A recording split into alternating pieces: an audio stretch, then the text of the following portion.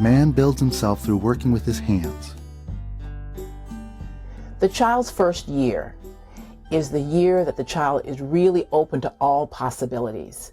Their mind is open to millions of connections. It's interesting to note that there are billions of dendrites that the child receives when they're born. A dendrite is a connection in the brain that the synapse goes through, and it gives the electrical impulse. You're born with billions of those, but as you grow, they're kind of siphoned off. They call it pruning.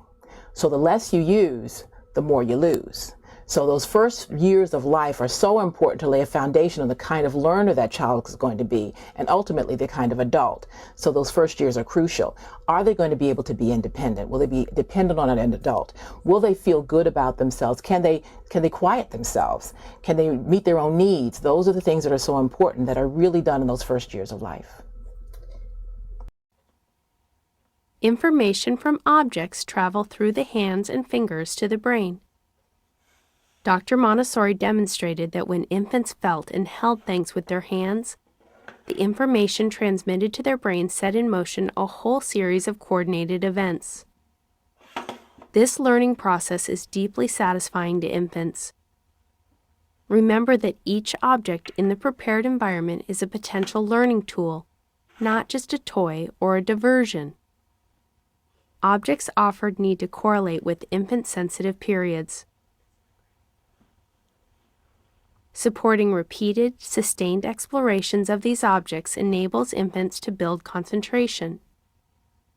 Notice that the object permanence box, matched with 9.5-month-old Bailey, captivates her and builds her ability to concentrate, as well as her eye-hand coordination.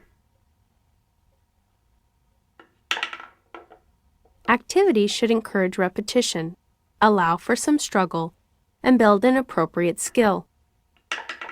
Many of these activities can be homemade.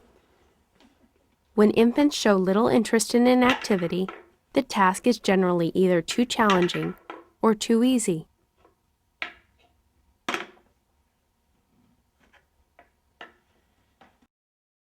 Remember, objects made of natural materials or materials that mimic the natural offer the richest opportunities for touch.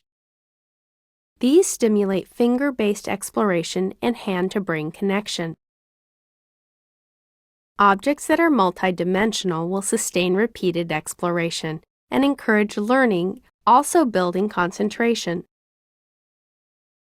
When considering toys, it is good to choose some objects that display how their sound is made, such as rattles that show their beads or have bells on the outside.